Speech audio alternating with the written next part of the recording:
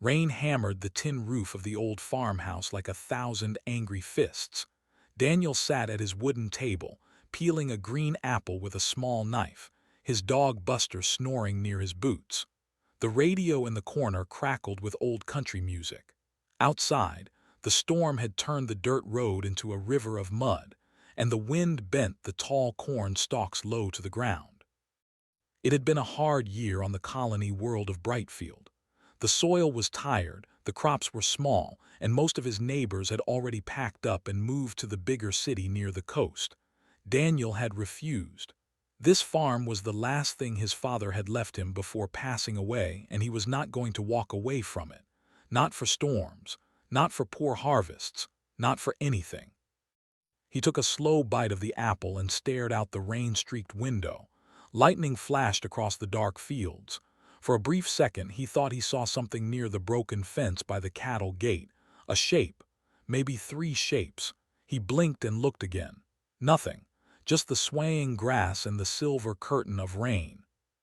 Buster suddenly lifted his head. His ears stood up sharp. A low growl rumbled in his throat. "What is it, boy?" Daniel asked. Buster ran to the door and scratched at the wood, barking now. Not an angry bark, a worried one. Daniel set down the apple, pulled on his old brown coat and grabbed the heavy flashlight from the shelf. He pushed open the door, and a cold, wet wind slapped his face. "Stay here, Buster." He stepped out into the storm. The mud sucked at his boots with every step. The beam of his flashlight cut through the falling rain, sweeping side to side. He walked toward the fence where the shapes had been.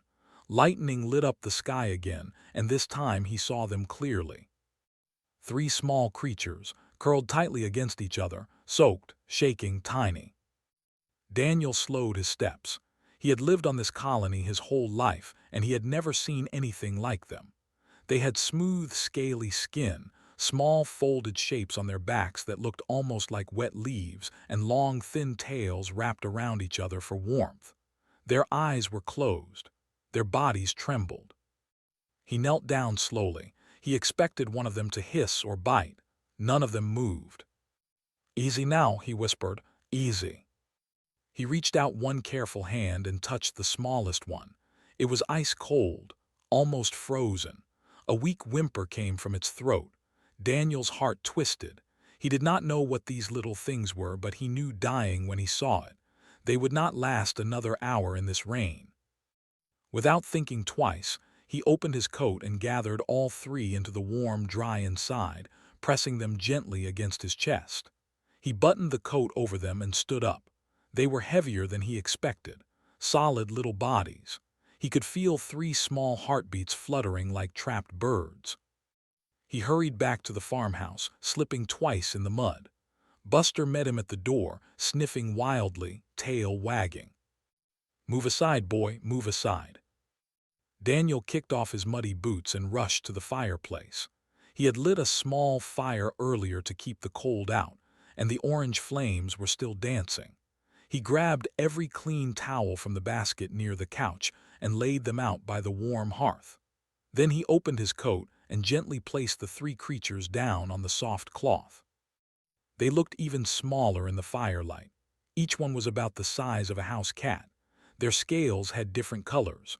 One was a soft silvery white that almost glowed. One was deep red like a sunset. The last one was midnight black, with tiny flecks that shimmered like stars.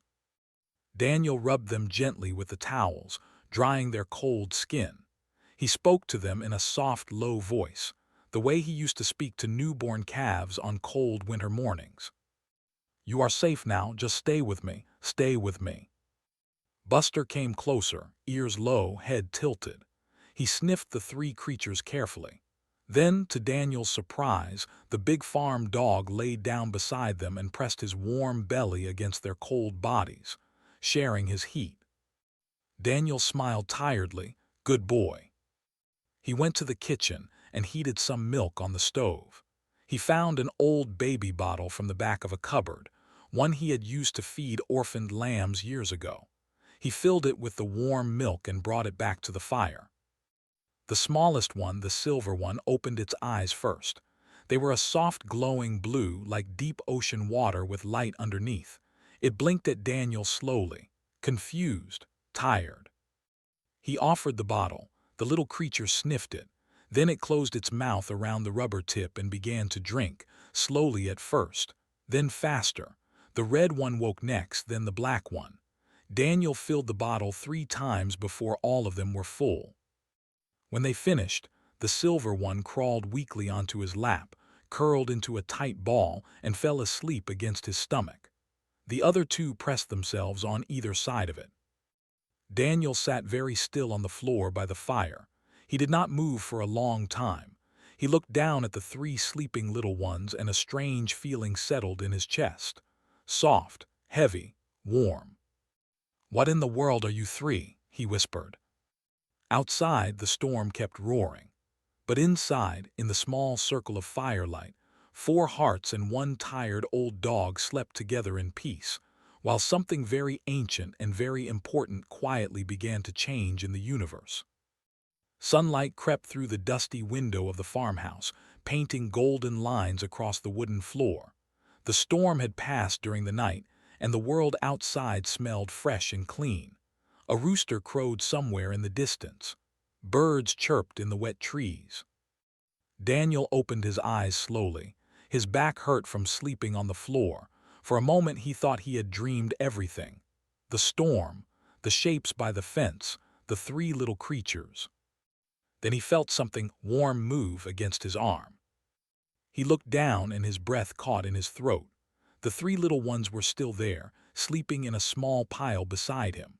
The silver one had its tail wrapped around his wrist like a soft scarf. The red one was tucked under his elbow. The black one was curled against his ribs, snoring softly. So it was real. Daniel sat up very slowly, trying not to wake them. He needed coffee. He needed to think. He needed to understand what had walked into his life last night. He moved to the kitchen on quiet feet and started the old metal kettle. Buster trotted over, tail wagging, looking proud, as if he had been guarding the 3 little ones all night. "Good morning, you old hero," Daniel said, scratching behind his ears. The kettle began to whistle, and that was when the trouble started. A loud sneeze came from the living room, then a small puff of smoke. Then a tiny burst of orange flame shot up from the floor, catching the edge of the curtain. Daniel spun around in shock. The red one had woken up. It sat there blinking, looking very surprised at itself, with a small ring of smoke around its nostrils. "Oh no, no, no!" Daniel rushed forward, grabbing a wet towel from the sink. He slapped the curtain until the small fire went out. The smell of burned cloth filled the room. He turned and stared at the red creature. It stared back at him with big, innocent eyes, as if asking, "Did I do something wrong?" The silver one and the black one had woken now too. All 3 sat in a neat row on the towels, their little heads tilted to one side, watching him. Daniel slowly sat down on the floor in front of them. His mouth was open. His heart was beating loud in his ears.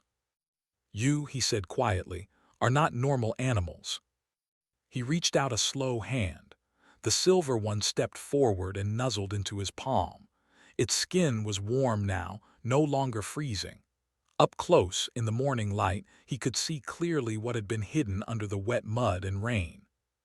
Small folded wings, real wings, smooth and leathery like a bat, but covered in tiny shimmering scales. The folded shapes on their backs had been wings the whole time. Daniel felt the world tilt a little under him. He had seen many strange things on this colony world. 6-legged deer in the forest, glowing fish in the rivers. But he had never, in his entire life, seen anything that breathed fire and had wings. These were the kind of creatures from old storybooks. The kind his grandmother used to tell him about by the fireplace when he was a boy. Tales from far-away worlds. Tales of mighty beasts that ruled the stars long before humans even built their first wheel. He swallowed hard. "Dragons," he whispered. "You little things are baby dragons." The red one chirped happily, as if agreeing. A sudden knock at the front door made Daniel jump so hard he nearly fell over. "Daniel, you in there?" It was his neighbor from down the road, an older man named Henry who came by every other morning to share coffee and complain about the weather. Panic shot through Daniel's body. He looked at the three little dragons. He looked at the door. He looked back at the dragons. "Just a minute, Henry," he called out, trying to sound normal. "Let me get pants on." He scooped all three little ones into his arms as quickly and gently as he could. They did not protest. They seemed to understand his nervous tone. He rushed up the narrow wooden stairs to the small barn loft above the kitchen and laid them down in a pile of clean straw. "Stay quiet," he whispered. "Please, just for a few minutes, stay quiet." The silver one blinked slowly and put a small claw to its mouth, like it was promising to keep a secret. Daniel's heart almost broke at how smart these little creatures were. He hurried back down, opened the door, and welcomed Henry in. He poured 2 cups of coffee with shaking hands. Henry did not notice. He went on and on about a leaking roof and a sick cow. Daniel nodded and smiled and made the right sounds at the right times. He was sweating. 40 long minutes passed before Henry finally finished his coffee and waved goodbye. The moment the door closed, Daniel ran upstairs. The three little dragons were exactly where he had left them, sitting in a perfect quiet row. When they saw him, they squeaked happily and ran into his arms. He laughed, a small tired laugh. He sat down in the straw with them. "Okay," he said softly, looking each of them in the eye. "You need names. I cannot keep calling you three." He pointed at the silver one. "You are Sky, because your eyes look like the sky after rain." He pointed at the red one. "You are Ruby because of your color." He pointed at the black one. "And you," he smiled, "you are Coal, strong and dark and warm." The three little dragons climbed onto him together, nuzzling his neck, his shoulders, his chest. Daniel closed his eyes and held them tight. He did not know yet how much his quiet little life was about to change. But for now, in the warm straw of the loft, he felt happier than he had felt in many long years. 7 days passed quietly on the farm. 7 of the most strange and wonderful days of Daniel's life. Sky, Ruby, and Coal grew faster than any animal he had ever seen. On the first day, they were the size of house cats. By the 7th day, they were closer to the size of medium dogs. Their wings had unfolded fully, soft and strong, though they could only fly in short hops so far. Their scales had brightened, almost glowing in the sunlight, and they followed Daniel everywhere. When he milked the cows in the morning, Sky sat on the fence post and watched with curious blue eyes. When he chopped firewood, Coal carried small sticks in his mouth and dropped them in the pile, proud of himself. When he sat down for lunch, Ruby would climb onto his knee and steal bits of bread, then look at him like she had done nothing wrong. Buster had become their guardian. The old farm dog walked behind them everywhere, gentle and patient, never letting them wander too far from the house. At night, all 4 animals slept together in a warm pile at the foot of Daniel's bed. For the first time in many years, Daniel felt that the farmhouse was alive again. On the 8th day, that quiet life ended. He was outside fixing the broken fence, by the cattle gate when the sky above him went dark. Not cloudy dark, not storm dark. Truly dark. Like something massive had blocked out the sun. Daniel looked up. The hammer fell from his hand. A ship hung in the air above the colony. It was bigger than anything he had ever seen in his life. Bigger than mountains, smooth and silver and shaped like a great floating island. It made no sound. It cast a shadow that covered half the valley. Behind it, 3 more ships of the same shape appeared, slowly drifting into view. Daniel's mouth went dry. His knees felt weak. In the field beside him, Sky, Ruby, and Coal stopped playing. They looked up at the ships in the sky. Their small bodies went very still. Sky gave a soft, worried chirp. Suddenly, every screen in every house, every radio, Every old broken speaker in the colony came alive at the same time.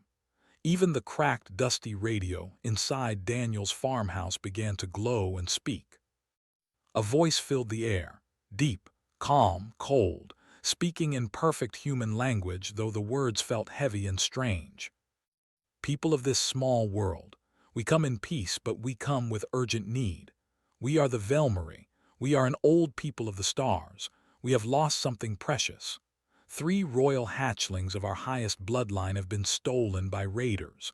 Their ship was tracked to this part of the galaxy before it disappeared. We believe the hatchlings may have crashed on or near this colony. Daniel slowly turned his head and looked at the 3 little dragons in his field. They were looking back at him, quiet, watching. The voice continued. The hatchlings are small, they have wings. Their scales are silver, red, and black. They are children of our queen. Whoever finds them and returns them safely will be honored beyond measure. Whoever hides them, harms them, or refuses to give them up will face the full anger of our empire. We will search every home, every barn, every field, until they are found. We thank you for your understanding. The voice went silent. The screens went dark. The radios returned to their normal soft static. Daniel stood frozen in the field. His hands were shaking. His chest felt tight. He looked at Sky, silver scales. He looked at Ruby, red scales. He looked at Cole, midnight black scales with shimmering flecks. Royal hatchlings. He had not just saved 3 orphan creatures. He had saved the children of a queen of the stars. For a long moment he could not move. He could not breathe properly. His mind raced in 1,000 directions at once. What would they do to him? What would the colony do to him? Would they believe he had only wanted to help? Would they take the little ones away in chains? Would he ever see Sky climb on his shoulder again? Would he ever feel Ruby steal bread from his plate? His legs finally moved. He walked slowly across the field to the 3 little dragons. He knelt down in the grass in front of them. He looked at each one in the eye. "Did you hear that?" he said softly. "Your family is looking for you." Sky took one small step closer. She placed her silver claw on his hand. She did not chirp. She did not move away. She just looked at him with those deep blue eyes as if she already knew everything. Ruby pushed herself against his chest. Cole sat down on his boot. They did not want to leave him. Daniel closed his eyes for a long moment. He had farmed this land all his life. He had buried his father here. He had lived a small, quiet life under a small, quiet sky. He had never asked for anything from the universe. He had only ever asked to be left alone. But the universe had walked through his fence on a freezing, rainy night, and now it was sitting in his lap. He opened his eyes. "All right," he whispered. "All right, let me think." He scooped all 3 of them into his arms and stood up. He looked once more at the massive silver ships hanging in the sky. He felt very small under their shadow. But he also felt something else, something he had not felt in a long time. He felt brave. He turned and walked back to the farmhouse, holding 3 sleeping dragon children of a star queen in his strong farmer arms. He did not know what tomorrow would bring, but he knew one thing for sure. He would not let anyone hurt them. Not aliens, not soldiers, not kings, not anyone. News spread across the colony like wildfire.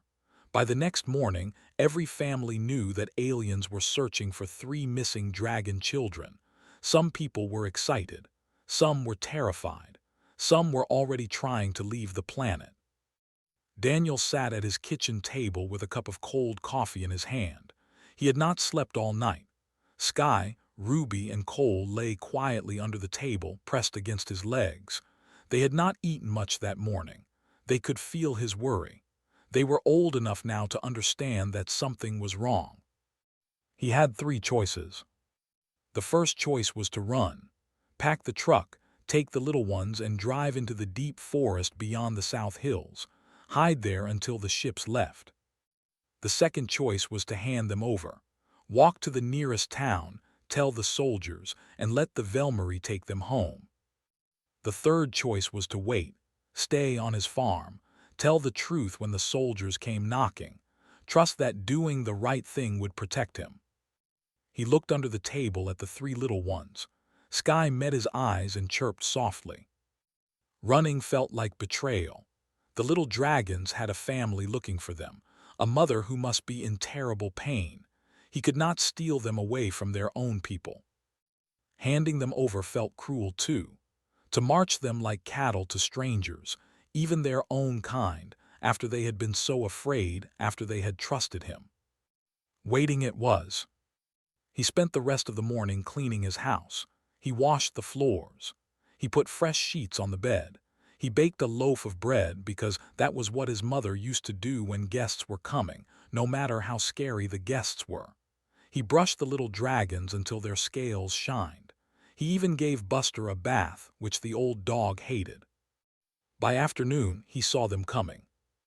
A line of strange vehicles rolled slowly down his dirt road. They did not have wheels. They floated just above the ground, silent as drifting leaves. They were silver and rounded, with no clear windows or doors. Behind them walked tall figures in dark armor. Daniel stepped out onto his porch. He did not hide. He did not run. He stood in his old work boots and faded brown coat, his hands open at his sides, his heart pounding so hard he thought it might crack his ribs. The vehicles stopped at his fence. The tall figures stepped forward. They were the Velmarie. They stood taller than any human. Their bodies were thin and strong, their necks long and graceful. Their faces had soft scales the color of polished bronze, and their eyes were golden, sharp, and old. They wore armor of dark blue metal that shimmered like ocean water. One of them stepped forward, the tallest, a commander Daniel could tell. There was a quiet weight in the way the others moved around him. The commander stopped at the gate. His golden eyes swept across the farmyard. Then they locked onto Daniel. "Human," the commander said. His voice was deep and slow, like rolling thunder far away. "We sense the hatchlings. They are inside this dwelling." Daniel felt his throat go dry, but he kept his hands open and his shoulders steady. "Yes, sir," he said, "they are." A small ripple passed through the soldiers. Hands moved closer to weapons. Daniel saw it but did not flinch. The commander tilted his head slightly. "You admit it freely." "I have nothing to hide," Daniel said. "I found them in the rain 8 nights ago. They were freezing, almost dead. I brought them inside. I dried them. I fed them warm milk. I did not know what they were. I only knew they would die if I left them out there." The commander stared at him for a long moment. The golden eyes did not blink. "Bring them out," he said. Daniel turned slowly and opened his front door. He did not need to call. The 3 little dragons were already standing in the doorway, watching everything with wide, curious eyes. He stepped aside and looked at them. "Come on now," he said softly. "It is okay, these are your people." Sky stepped forward first. She walked past Daniel's legs and onto the porch. She looked at the Velmarie soldiers for a long moment, her small head tilted. The Velmarie soldiers froze, every single one of them. Their hands fell away from their weapons. Their golden eyes went wide. One of them, a younger soldier, let out a soft trembling sound that almost seemed like crying. Ruby and Cole stepped out next. They stood beside Sky on the wooden porch. The commander slowly lowered himself onto one knee, then both knees. The other soldiers did the same. 20 tall warriors of a star empire, kneeling in the dirt of a small farmyard. "The lost royal 3, the commander whispered. "Alive, whole, healthy." Daniel did not know what to do. He just stood there with his hands at his sides. The commander rose to his feet. He walked slowly through the gate. He approached the porch. He held out a long, graceful hand toward Sky. Sky looked at the hand. Then she looked up at Daniel. She walked backward, away from the commander, and pressed herself against Daniel's leg. Ruby and Cole did the same. The 3 of them stood behind him like he was a wall protecting them. A heavy silence fell across the farm. The commander stared at this small human in his old brown coat, with 3 royal dragon children hiding behind his legs. Then slowly the corner of the commander's mouth moved, not quite a smile, something gentler. "Human," he said, "what is your name?" "Daniel, sir." "Daniel," the commander repeated softly. "We have many things we must speak about, you and I." Daniel nodded. His legs were shaking, but he managed a small, steady answer. "Then please come inside. I made bread." The Velmarie commander had to bend low to enter the farmhouse. His tall head almost touched the wooden beams of the ceiling.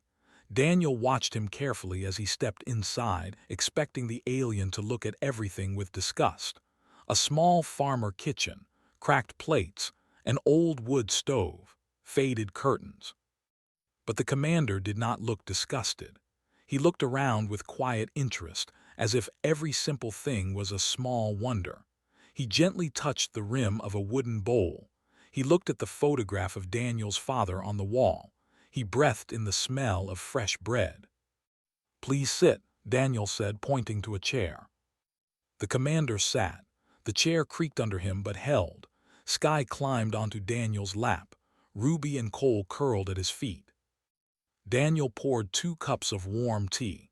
He did not know if the commander drank tea. But the commander accepted the cup with both hands and held it carefully, as if it were a precious thing. For a long moment, neither of them spoke. Then the commander began. His voice was soft now, much softer than it had been outside. "My name is Tharol. I lead the royal guard of the Velmarie Queen. The 3 children in your home are her own blood. They were taken from her arms 40 days ago by Sky Raiders. We have searched for them across 30 worlds." Daniel's heart hurt at that. He could not imagine what it was like to have your children stolen. Even for an alien queen far away, the pain must be the same. "We tracked the raider ship to this part of space," Tharol continued. 8 days ago, our long-range scanners picked up a small crash on this colony. We thought we were too late. The bodies of the raiders were found in a smoking wreck in the South Forest. There was no sign of the children. We feared the worst. He looked down at Sky. His golden eyes were wet. "We thought they had been eaten by wild creatures, or had died of cold. The storm that night was deep and cruel." "They almost did die," Daniel said quietly. "If I had stayed inside 10 minutes longer, I would not have heard them." Tharol looked up. He stared into Daniel's eyes for a long, quiet moment. "Then you must understand something, Daniel of the small farm," he said. "Among my people there is an old and sacred law, older than our empire, older than our cities, older than our writing. When a stranger saves the life of a royal hatchling, that stranger becomes bonded to the child forever, by heart, by blood, by soul. The bond cannot be broken by kings. It cannot be undone by priests. It cannot be ended by death. It simply is." Daniel slowly set down his cup. "What does that mean?" he asked. "It means," Tharol said softly, "that these 3 children are now yours as much as they are the Queen's. You did not just save their lives, you became their family." Daniel felt his eyes go warm. He looked down at Sky, asleep on his lap, at Ruby, leaning against his boot, at Cole, who was watching the commander with calm, patient eyes. "I am just a farmer," he whispered. "I do not know anything about queens or empires or sacred laws." "I know," Tharol said, "and that is why we kneeled." Daniel looked up. "Across the galaxy," the commander continued, "there are billions who would have used these children, sold them, traded them, killed them for power. Some would have kept them in cages and called it love. But you, a simple human with no riches, no power, no knowledge of who they were, you gave them milk. You gave them a fire, you gave them a name." He looked down at his cup of tea. "You did not even ask for anything in return." Daniel did not know what to say, so he said nothing. He just gently stroked Sky's back. Tharol stood up slowly. He walked to the window and looked out at the farm, the barn, the tall grass, the old apple tree near the gate. "My queen will want to meet you," he said. She is on her way already. Her ship will arrive in 2 days. She will land here in this field with her royal guard and her healers and her court. Daniel's eyes went wide. Here. Here. In my field. In your field. Daniel let out a small, nervous laugh. I should probably mow the grass. For the first time, Thero made a sound that was clearly a laugh, soft and surprised, like he had not laughed in a long time. Daniel, he said, the queen will not care about the grass. The two of them sat together a while longer. Thero explained more things. The bond would mean the dragons would always sense Daniel, no matter where in the universe he was. He would always sense them. As they grew, they would become enormous, strong enough to carry mountains, wise enough to speak in human language. They would still call Daniel their father, their guide, their first warm place after the cold rain. When Thero finally rose to leave, he stopped at the door. There will be many who will not like this, he said. Powerful Velmarie nobles, old families. They will say it is shameful that royal children are bonded to a human. They will come here. They will test you. They will try to break what cannot be broken. Daniel nodded slowly. Let them come. Thero looked at this small, tired farmer in his old brown coat, with a silver dragon child sleeping on his lap. He gave a small, respectful bow of his long, graceful neck. Yes, he said quietly, let them come. He stepped out into the evening light. The other soldiers were still kneeling in the yard. They had not moved. Daniel closed the door softly behind him.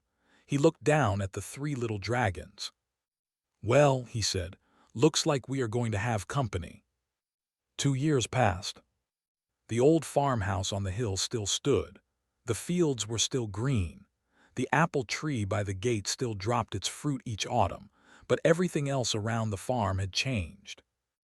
A small Velmarie outpost now stood near the south fence, quiet and respectful. It looked like a smooth silver flower opening from the ground. Velmarie soldiers came and went in soft uniforms, always bowing politely to Daniel when they passed, never disturbing his work. They had built a stone road from the outpost to the farm, but Daniel still preferred his old dirt path. A garden of strange glowing plants grew near the barn, a gift from the queen herself.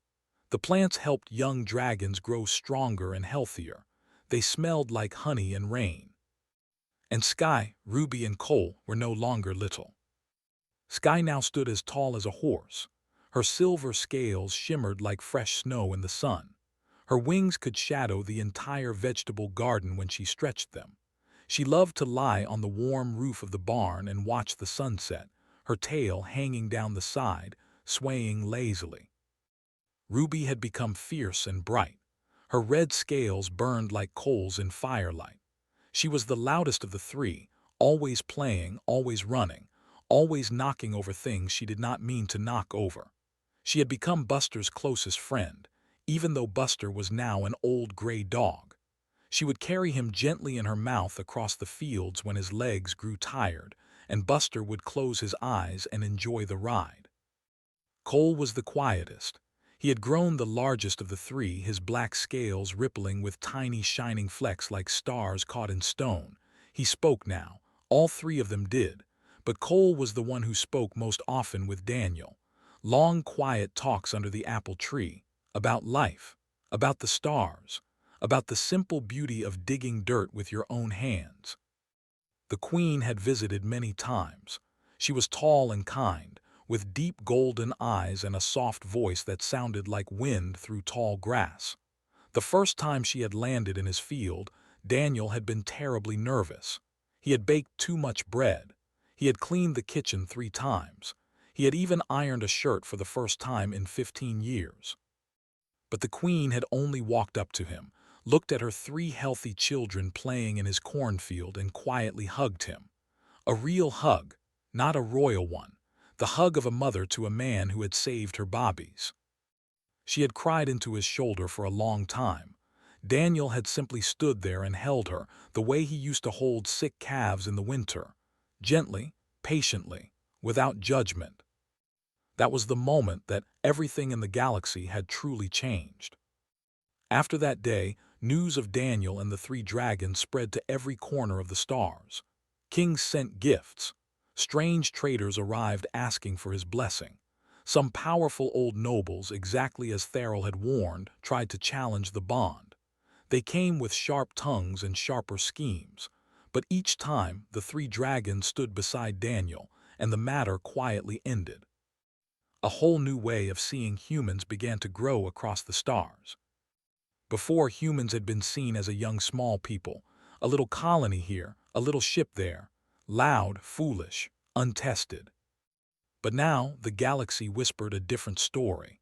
A simple human had taken three freezing royal children into his coat without knowing who they were. He had not asked for gold. He had not asked for power. He had only asked if they were warm enough. That kind of kindness, the old wise races began to say, was a rare gift, rarer than diamonds, rarer than fire, rarer even than wisdom. Many great races could build ships that crossed the stars, but how many could open their coat in the rain for three shivering strangers? Slowly, humans were welcomed in places they had never been welcomed before. On the farm, none of this mattered much to Daniel. He still woke at dawn. He still milked the cows, though Sky now liked to help by gently warming the buckets with her breath. He still chopped wood, though Cole carried whole trees in from the forest. He still drank his coffee on the porch in the morning. But now, three great dragons sat with him. On one quiet golden evening, Daniel sat on his porch step, an old apple in his hand. Sky was curled at his side. Ruby was chasing fireflies in the field. Cole was lying in the grass nearby, his huge head resting on his front claws. "Daniel," Cole said softly, in his low, calm voice. "Yes, son. Do you ever wonder what would have happened if you had stayed inside that night?" Daniel chewed his apple slowly. He looked out at the field, at the small white flowers blooming near the fence, at the orange sky. "Every day," he said quietly. Sky lifted her head and rested it gently on his shoulder. Her silver scales were warm. "And what do you think?" Cole asked. Daniel was quiet for a long moment. "I think," he said softly, "that the world is full of small moments that look like nothing. A storm, a whimper in the dark, a choice to stand up or sit still. We never know which moments will change everything." He looked down at Sky's glowing blue eyes. "We just have to be the kind of people who stand up when the moment comes." Cole made a low, rumbling sound, a dragon's way of smiling. "You are a strange creature, father," he said. "So are you, son," Daniel said back. The sun finished setting over the quiet farm. Somewhere in the field, Ruby laughed and chased another firefly. Buster was sleeping on the porch swing. The Velmarie outpost glowed softly in the distance, a small silver flower under the rising stars. And a simple human farmer, with three great dragons of an ancient star empire, sat in peace under the sky. He had not saved monsters that rainy night. He had saved family. And the universe was warmer for it.